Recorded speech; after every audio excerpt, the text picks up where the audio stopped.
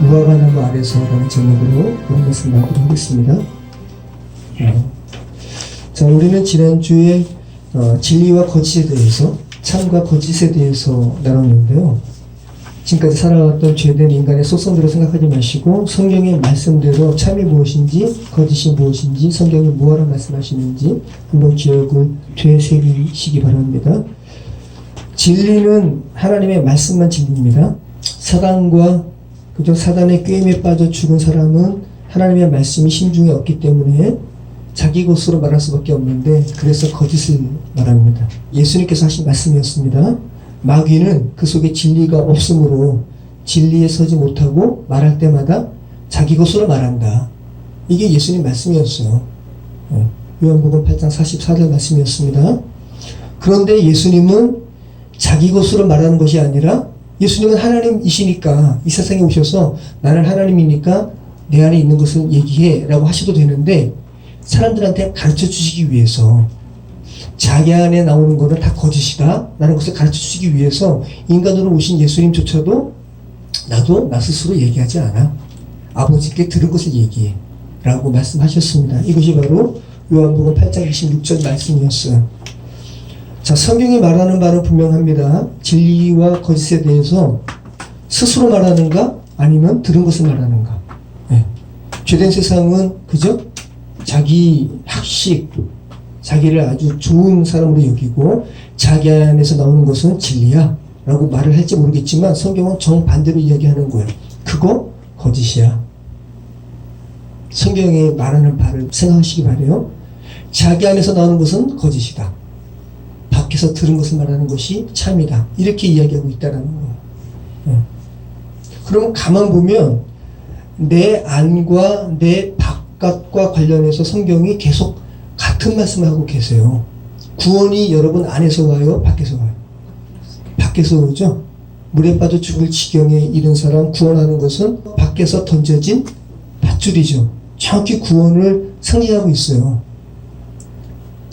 이름을 불러주는 거, 재훈아 웃지 말고, 재훈이 너 이름 스스로 진 거 아니지? 내가 져줬어. 이름 정체성이라고 그랬잖아요. 여러분을 그리스도인이라 불러주시는 것은 여러분 스스로가 아니라 밖에서. 다 같은 맥락이에요. 참 놀랍습니다. 구원이 외부에서 오는 것과 여러분의 정체성을 그리스도인이라 불러주시는 구원의 정체성을 외부에서 불러주는 것 다 마찬가지죠. 참과 거짓도 마찬가지. 누구의 말을 하는가? 스스로 말하는가? 외부에서 들려진 말을 하는가?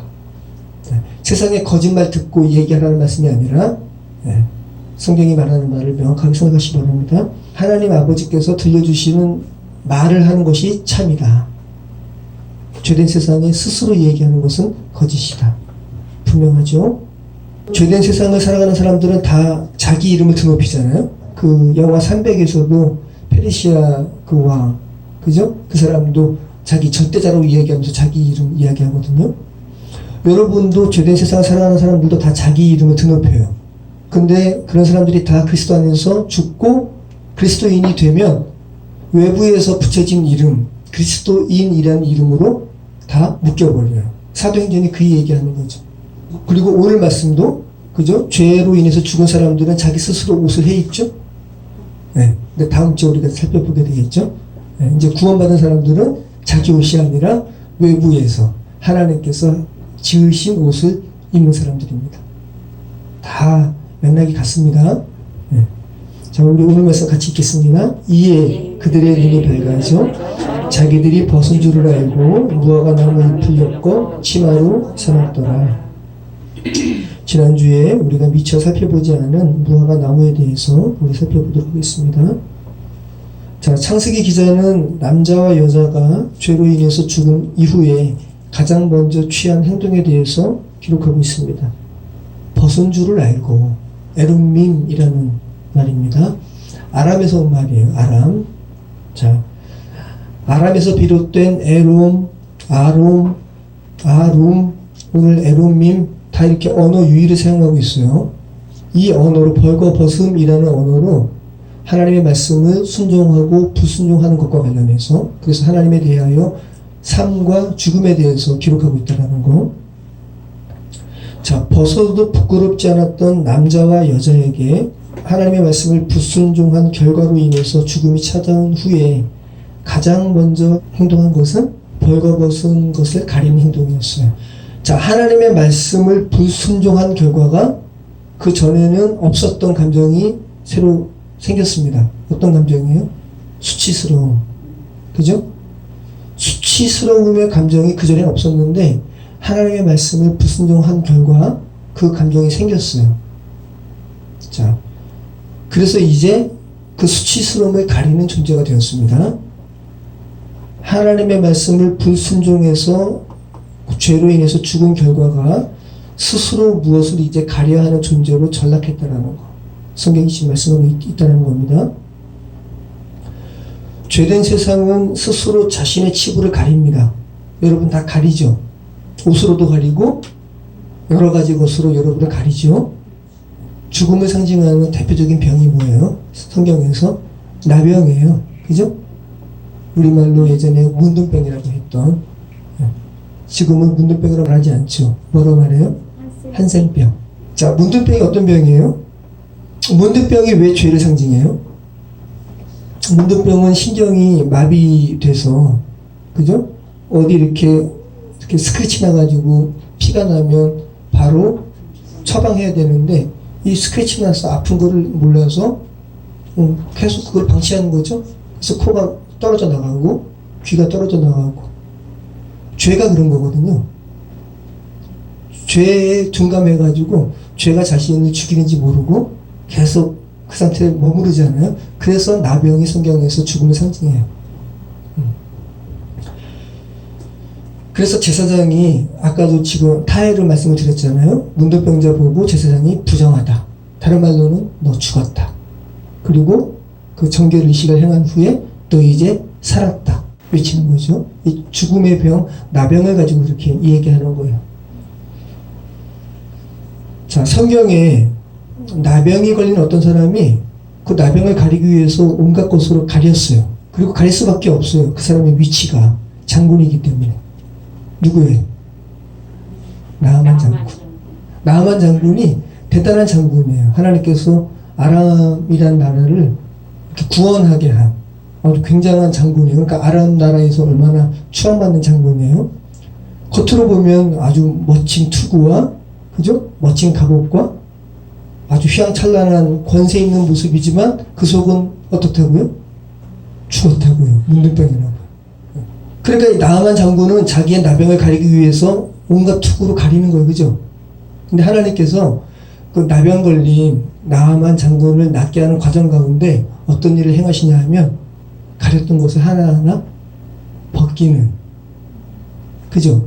요단강 속에서 목욕하게 하시니까. 여러분 목욕탕 목욕하는데 갑옷 입고 들어가요? 벗고 들어가죠. 성경이 죽음으로 인해서 자기를 가리는 것을 낫게 하시는 과정 가운데 하나님께서 의도적으로 사람이 스스로 가리는 것을 하나하나 벗게 하는 모습으로 말씀하고 있다는 거. 한번 볼까요?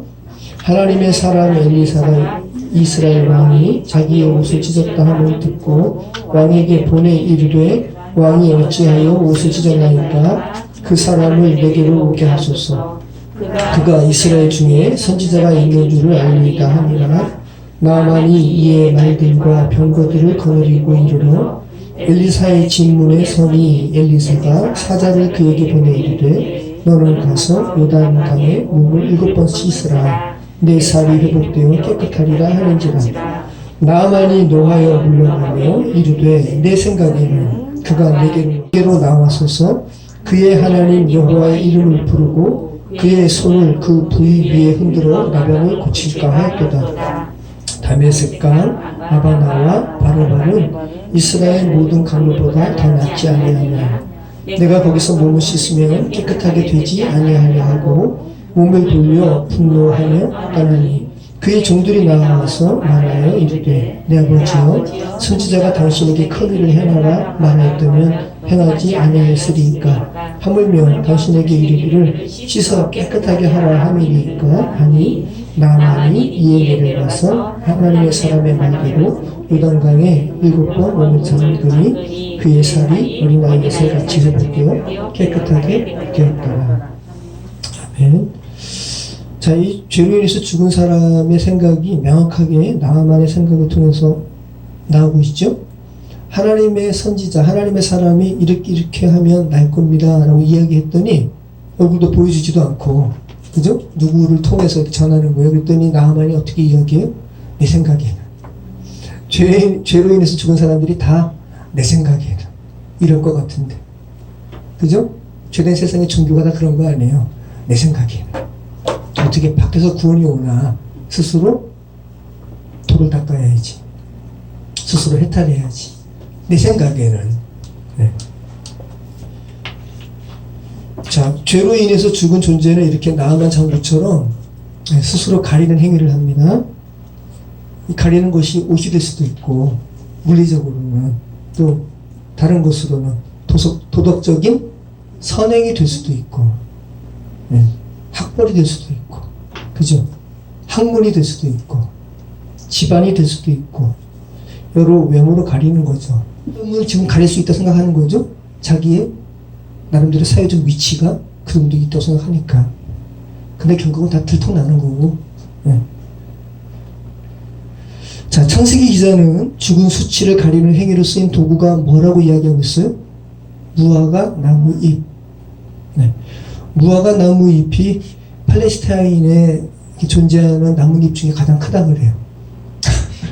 여러분, 근데 나뭇잎이 얼마나 크면 얼마나 커요, 그죠? 자기 벌거벗은 단순히 물리적인 차원이 아니라 나뭇잎으로 가릴 수 있는 게 한계가 있죠, 그죠? 에덴 동산에 근데 나무가 얼마나 많겠어요? 근데 왜 성경이 무화과 나무 잎으로 가렸다고 이렇게 이야기하고 있을까요? 자, 그냥 나뭇잎으로 가렸다라고 하면 그냥 넘어갈 텐데, 무화과 나무 잎이라고 이렇게 지칭하고 있으니까 한번 좀 살펴볼 필요가 있잖아요. 무화과라는 것으로 이렇게 검색을 해보면 성경에 총 58번 나옵니다. 쉬운 8번. 그 중에서 구약에 40번 나오고요. 신약에 18번 나옵니다. 성경에 이스라엘을 상징하는 세 종류의 나무가 나옵니다. 우선 포도나무입니다. 예수님은 포도나무, 그죠? 우리 성도는 가지, 이런 걸로 표현하고 있고, 그 다음에 또 어떤 나무가 있어요? 감람나무.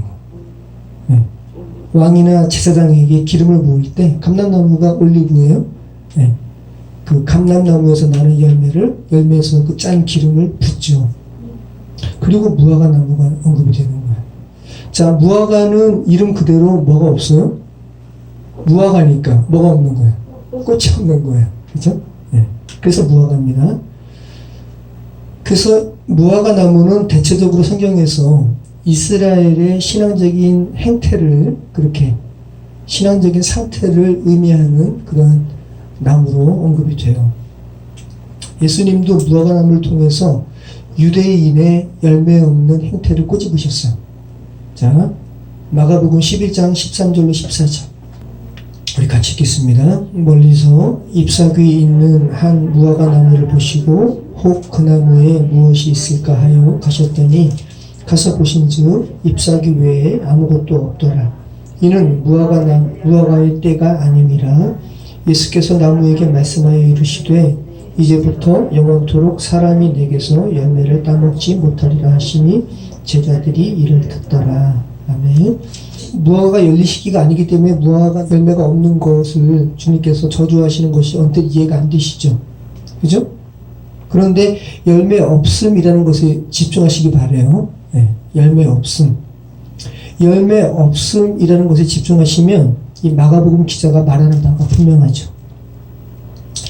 열매라는 본질이 없이 유대인들이 신앙적인 형식에만 치중하는 모습을 지금 주님께서 책망하시는 거예요. 오늘날 우리에게는 하나님의 진리를 모른 채 형식적인 외식을 하는 신앙적인 행태를 주님께서 지금 꼬집으시는 겁니다. 예수님 시대나 지금 시대나 차이가 없지. 창세기 타락 이후에 죽어있는 자의 모습을 지금 무화과 나무로 지금 말씀하고 있는 거죠. 자, 또 신약에서 무화과 나무가 어디 언급돼요? 여러분이 아시는 구절 뭐가 있습니까? 신약에서 무화과 나무가 예수님의 제자 중 누구에게 언급돼요? 나다나엘. 그렇죠. 자, 우리 요한복음 1장 45절로 51절 같이 한번 읽어보겠습니다. 우리 48절까지만 먼저 읽을게요.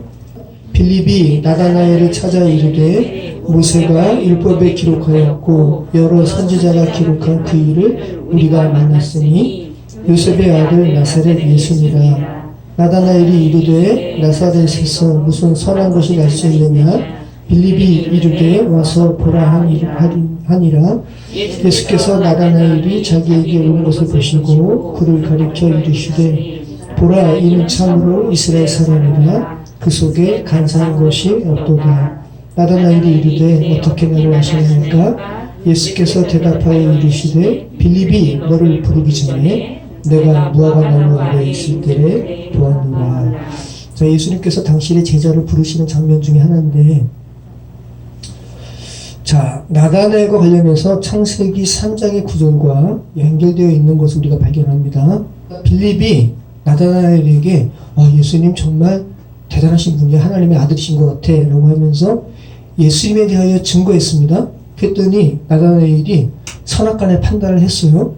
나사렛에서 무슨 선한 것이 나겠니? 나사렛은 정말 천동네예요.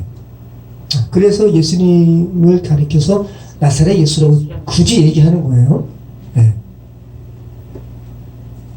나사렛에서 무슨 선한 것이 나겠니? 라고 하면서 선하게 판단을 내리는데, 그런 그가, 그죠? 빌립이 그럼 와보라 라는 빌립의 초청에 의해서 예수님께 나아갑니다. 그런 나다나엘을 보시고 예수님께서 독특한 말씀을 하세요. 내가 너를 무화과 나무 아래서 보았다. 네. 자, 예수님께서 신적인 능력으로 무화과 나무 아래서 유대의 독립과 유대의 회복을 묵상하는 나다나엘의 이런 신앙적인 모습을 보았을 수도 있고, 이것을 말씀하셨을 수도 있고, 오늘 창세기 3장과 관련해서 연결시킨다면 무화과 나무 아래에 있는 나다나엘의 모습은 어떤 모습과 똑같아요? 그죠? 죄로 인해서 죽은 자신의 수치를 가리기 위해서 무화과 나무 잎으로 가린, 그죠? 남자와 여자의 모습과 똑같죠. 네. 자, 창세기 3장과 여러분 저는 지금 연결시키고 있습니다. 죽은 자라는 거예요, 한마디로. 그랬기에 나사렛에서 무슨 선한 자가 나오겠니? 라고 하면서 선악간에 판단을 하는 거죠. 죽었어요. 그죠? 네. 49절 우리 52절 같이 읽겠습니다. 나다나엘이 대답하되 랍비여, 당신은 하나님의 아들이시요 당신은 이스라엘의 임금이로소이다. 아까는 무슨 선한 것이 나겠니? 라고 얘기했는데 지금 대본에 이스라엘의 임금이라고, 왕이라고 지금 이야기하고 있는 거예요. 예수께서 대답하여 이르시되 내가 너를 무화과 나무 아래에서 보았다 함으로 믿느냐? 이보다 더 큰 일을 보리라. 또 이르시되 진실로 진실로 너에게 이르노니 하늘이 열리고 하나님의 사자들이 인자 위에 오르락 내리락 하는 것을 보리라 하시니라. 어찌 보면 여러분 참 뜬금없는 대화입니다. 무화과 나무 아래 있는 것을 보았다라는 예수님의 말씀에 어떻게 당신은 하나님의 아들이시요 이스라엘의 임금입니다 라는 고백을 할 수가 있을까요? 성경이 굉장하게 복음과 관련해서 치밀하게 지금 기록하고 있는 거예요. 예수님의 너가 무화과 나무 아래 있는 것을 내가 보았다 라는 말씀은 어떤 말씀이에요? 창세기 3장과 연결시킨다면 너가 선악과를 먹어서 선악의 판단을 스스로 내리는 죽은 존재라는 것을 내가 안다라는 말씀이죠. 그리고 너는 이제 그래서 스스로 무화과 나무 잎으로 너를 가리는 자야 라는 것을 지금 말씀하고 있는 거예요. 그러니까 지금 나다나엘에게 너 죽은 자야 라는 것을 지금 말씀하고 있는 거죠. 그러니까 예수님은 하나님이시잖아요. 정말 하나님 신성을 보게 되면 사람들은 두려워 물러간다고요. 그죠? 나다나엘이 이 말씀에 예수님의 신성을 발견한 거죠. 아, 정말 그리스도시구나. 이스라엘의 임금이시구나. 지금 이렇게 이야기하는 거예요. 예수님의 이 말씀은 너는 지금 죽었어. 살아나야 돼. 라는 것을 말씀하고 있는 거라는 말씀이에요. 그래서 나다나엘이 이렇게 다가오기 전에 나다나엘을 더러 뭐라 그래요? 참 이스라엘 사람이다. 간사한 것이 그 안에 없도다. 라는 것은 그가 이제 예수님의 말씀을 듣고 선악간의 판단의 자리에서 이제 일어나, 그죠? 예수님에 대하여, 하나님에 대하여 산 자로 살아날 것을 지금 말씀하고 있는 거죠. 자, 그런 자신의 상태에 대하여 정확한 진단을 내리는 예수님께 나다나엘은 정말 하나님의 아들이십니다. 라고 지금 고백을 하는 거죠. 당신은 하나님의 아들이시요 당신은 이스라엘의 임금이로소이다. 그러니까 메시아라는 고백을 하고 있는 거예요. 나다나엘처럼 죄로 인해서 죽은 가운데 있었던 사람 중에서 예수님을 보고 하나님의 아들이라고 고백한 사람이 또 누가 있었어요? 베드로? 그죠? 이것도 같은 맥락이에요. 그죠? 이게 지금 가이사랴 빌립보, 가이사가 시저니까 황제예요. 가이사랴 가봤거든요. 엄청나요. 그 기둥들. 당시는 폐허가 아니니까 가이사랴 빌립보, 그러니까 하나의 도시를 세우면서 황제의 칭호를 붙일 수 있는 도시는 아무 도시가 아니었어요. 로마가 그 가이사라는 칭호를 허락한 도시는 엄청난 도시였다는 거예요. 그러니까 예수님께서 제자들과 함께 가이사랴 빌립보를 이렇게 거니시면서 엄청난 우상들이 있거든요. 이거 보면서 다들 제자들이 나사렛 청동네 사람들이니까 와 그러는데 사람들이 나를 누구라 하니? 그죠? 그랬더니 더러는 엘리야라 그러고 더러는 누구라 한다. 그럼 다른 사람의 그거 말고 너희는 나를 누구라 하느냐 라고 할 때 베드로가 이렇게 고백하잖아요. 주는 그리스도시요 살아계신 하나님의 아들이십니다. 그랬더니 예수님이 뭐라 그러세요? 야 대단하다. 근데 너 스스로 말한 거 아니야. 이것도 똑같아요. 그죠? 외부에서 하나님께서 너한테 가르쳐 주신 거예요. 죄로 인해서 죽은 사람은 예수님을 보고 하나님의 아들이라고 고백할 수가 없어요. 네. 자, 나다나엘도 마찬가지고, 근데 또 한 사람 더 있습니다. 예수님 보고 하나님의 아들이라고 고백한 사람이 또 한 사람이 더 있어요. 누구예요? 근데 제가 볼 때는 이 사람의 고백은 정말 대단한 고백 같아요. 이 세 사람의 고백 중에 이 사람의 고백이 가장 대단한 것 같아요. 예수님을 십자가에 못 박은 로마 군병의 장군이에요. 대장, 백부장. 로마 백부장이 예수님의 십자가상에서의 죽으심과 이 모습을 보고 이는 진정 하나님의 아들이었도다 고백하는 거예요. 한번 보시죠. 마가복음 15장 37절 우리 39절까지 한번 읽어보겠습니다. 마가복음 15장 37절 39절. 그러니까 하나님께서 백부장에게 그 십자가형을 직접 감당한 백부장, 아마 이 순간에 엄청난 경험을 한 거죠. 하나님께서 가르쳐 주신 거예요. 15장 마가복음 15장 37절로 39절 말씀 우리 같이 읽겠습니다. 예수께서 큰 소리를 지르시고 숨지시니라. 이에 성소 휘장이 위로부터 아래까지 찢어져 둘이 되니라. 예수를 향하여 섰던 백부장이 그렇게 숨지심을 보고 이르되 이 사람은 진실로 하나님의 아들이었도다 하더라. 자, 백부장에게 하나님께서 은혜를 베푸신 거예요. 일반적인 사람 같으면 이 고백할 수 있어요? 없어요? 없어요. 왜? 백부장 눈앞에 있었던 예수님은 지금까지 본인이 직접 치렀던 감행했던 십자가의 형에서 죽었던 여타의 죄수와 똑같지 않다? 똑같다. 그 사형수를 보고 하나님의 아들이라고 고백하는 이 백부장의 고백은 너무 놀라운 고백인 거죠. 십자가상에서 처참하게 죽은, 그죠? 지난주 말씀처럼 뱀, 죄 그 자체가 되셔서 고개를 돌릴 수밖에 없는 죽음을 맞이했던 예수님의 모습을 보고 진정한 하나님의 아들이다라고 이 고백하는 백부장의 고백과 나다나엘의 고백은 똑같은 거죠.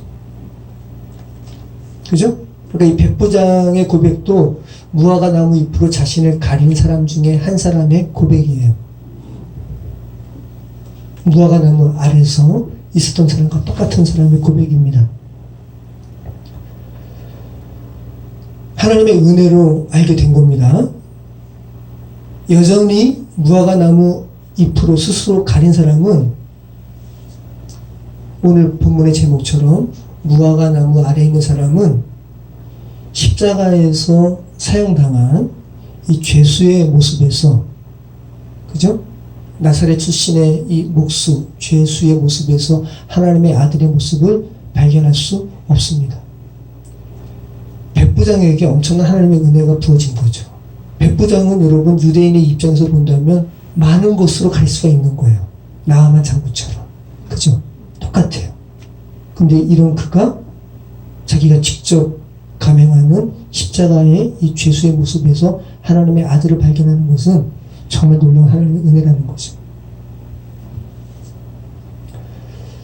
여러분, 자신이 가진 무엇으로 자신의 치부를 가릴 수 있다고 생각하는 사람은 절대로 다른 사람의 이면의 모습에서 하나님의 모습을 발견할 수가 없어요.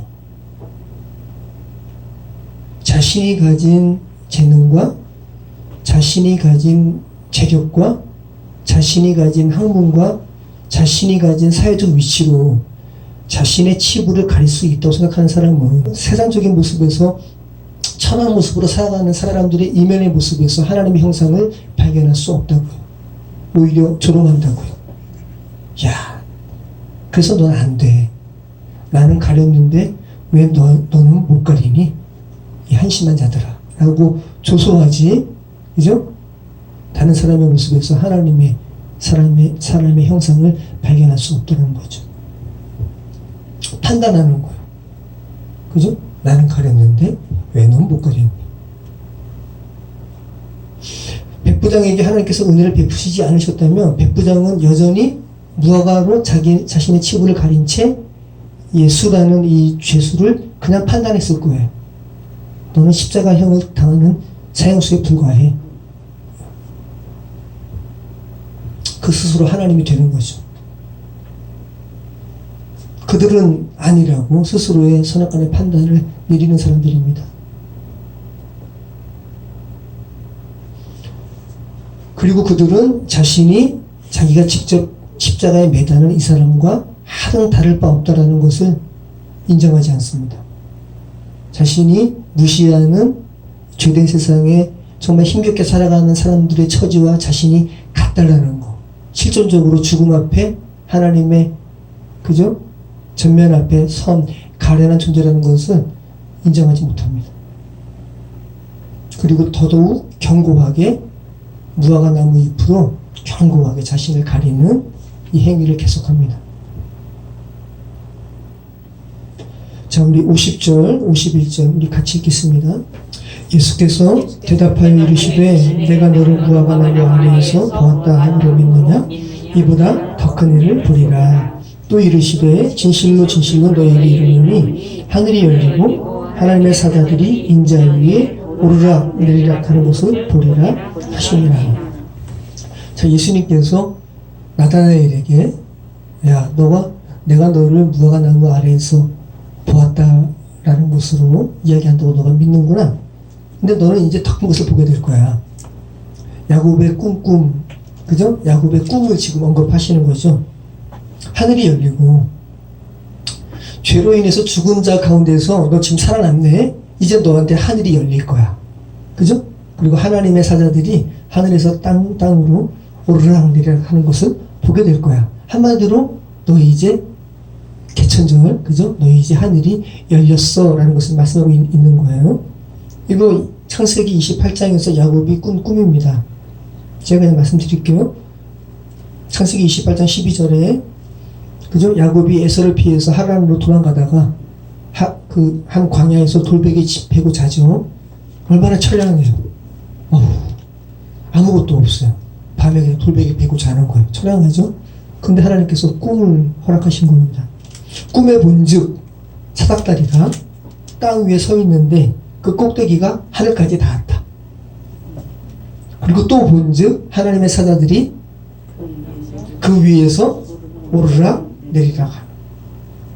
이 꿈을 지금 예수님께서 언급을 하시는 거예요. 야곱이 이 꿈은 교회됨에 대한 꿈이에요. 교회가 어떤 건지. 이때는 야곱이 교회가 뭔지 몰랐어요.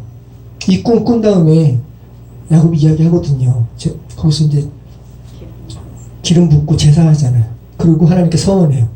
하나님 저를 무사히 다시 이곳으로 돌아오게 한다면, 이 말은 나를 다시 아버지 집으로 돌아오게 한다면 제가 10의 1을 하나님께 드리겠습니다. 그러니까 제 삶을 주님께 드리겠다는 겁니다. 그리고 제가 주님의 성전을 짓겠습니다. 교회를 이야기하는 거예요. 그런데 나중에 다시 이제 돌아오잖아요. 그때 또 서원합니다. 그런데 물리적인 10의 1을 드렸단 말은 없고요. 그리고 물리적인 돌을 쌓아가지고 성전 지었단 말은 없어요. 그런데 야곱은 그 소원을 이행하는 거예요. 그러니까 교회가 뭐라는 것을 야곱이 알았다는 거예요. 자기 자신. 자, 그 교회는 그럼 어떤 존재인가? 하늘이 열린 존재다. 죄된 세상에서 다 죽어 있었는데, 그래서 다 하늘이 닫힌 가운데 있었는데, 그런 그들에게 하나님께서 은혜 베푸셔서 하늘이 열린, 그 교회를 이룬 사람들은 하늘이 열린 거예요. 그 말씀을 지금 하고 있는 거죠. 지금 그럼 나다나엘에게 야곱이 꾼 이 꿈을 말씀하시면서 말씀하시는 내용은 뭐라는 거예요? 네, 너 이제 교회야 라는 것을 말씀하고 있는 거죠.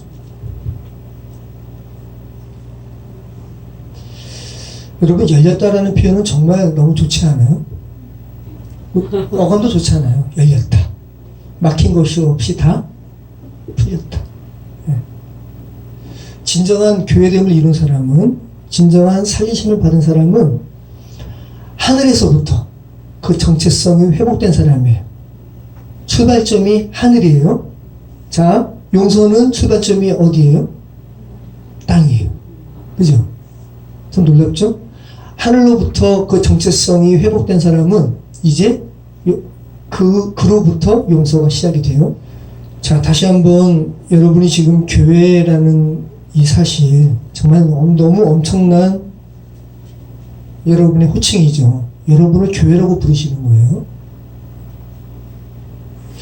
여러분이 교회라는 것을 오늘 말씀과, 오늘 본문의 말씀과 연결 짓는다면, 무화과 나무 잎으로 여러분의 치부를 스스로 가리는 행위를 이제 멈춘 자들입니다. 그죠? 그리고 자기 스스로 무화과 나무 잎으로 옷으로 만들어서 자기를 가릴 필요가 이제 없는 존재입니다. 스스로의 선악간의 판단을 이제 멈춘 자들입니다. 여러분이 교회라는 것은 여러분에게 하늘이 열렸다는 것을 고백하는 존재가 되었다는 겁니다. 그리고 그 하늘의 열림을 경험하는 사람들이에요. 그리고 교회로 부르심을 받은 사람들은 정말 전혀 가치 없어 보이는 다른 사람의 모습에서 올라온 하나님의 형상을 발견할 수 있는 사람이 되어드는 것. 정말 놀라운 존재로 하나님께서 여러분을 회복시키셨습니다. 어쩌로 그렇게 하늘이 열리고 하나님의 사자들이 오르락 내리락 하는 것을 보시는 여러분의 인생 되시기를 축원합니다.